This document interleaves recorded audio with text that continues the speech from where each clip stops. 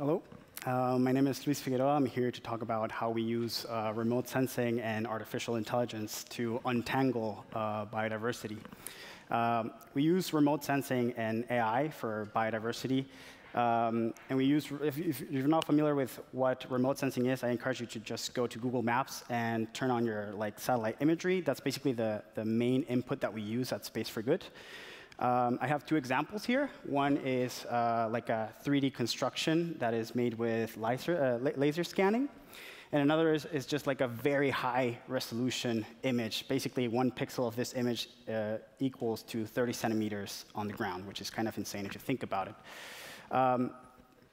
With this said, this type of data is very, very heavy in terms of data, right? We're talking about gigabytes, terabytes of data. And AI has really relieved some of the stress that comes with this. Some of the things that we do with AI is automating certain data processes.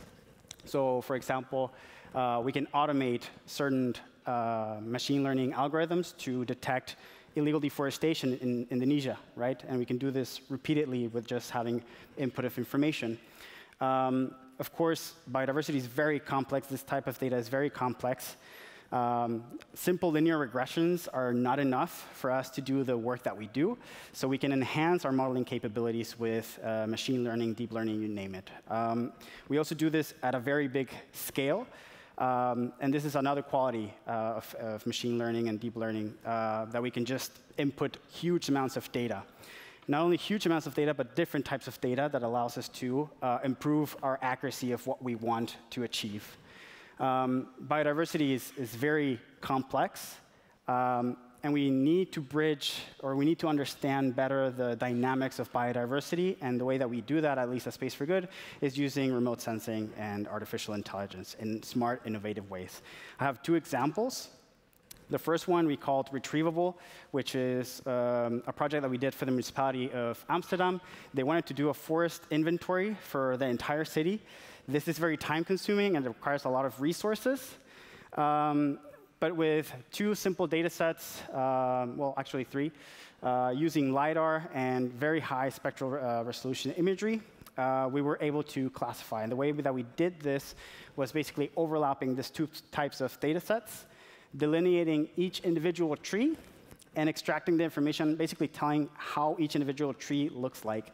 And it just basically looks like an Excel table. But this is how machine learning needs the information to be fed.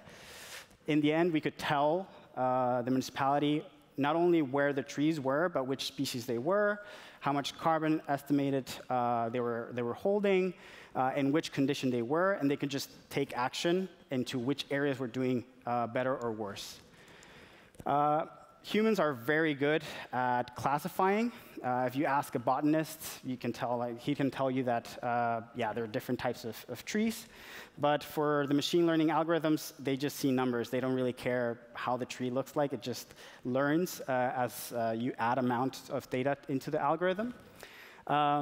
So yeah, another example of how we use AI and remote sensing is doing the exact same kind of exercise, but now in Indonesia in a very thick rainforest that we can't actually get into and do like it would be madness if we just went in there. But we rely a lot on the local communities to get us close to those areas. And with very simple training, yeah, they were able to use drones and collect these 2 types of data. This one is multispectral imagery. Basically, imagine how an orangutan looks at trees. We, as humans, only see different shades of green, but they can differentiate different tree species. And the image on the right, we have individual trees that we identified. And you can actually see which trees are the tallest ones. So not only did we identify the trees in a certain area, but we also identified the high-value trees, which, again, for illegal deforestation, it's important to know where they are. We didn't stop there. We also included other types of sensors. For example, yeah, just bioacoustic data. You can hear the sounds of the rainforest.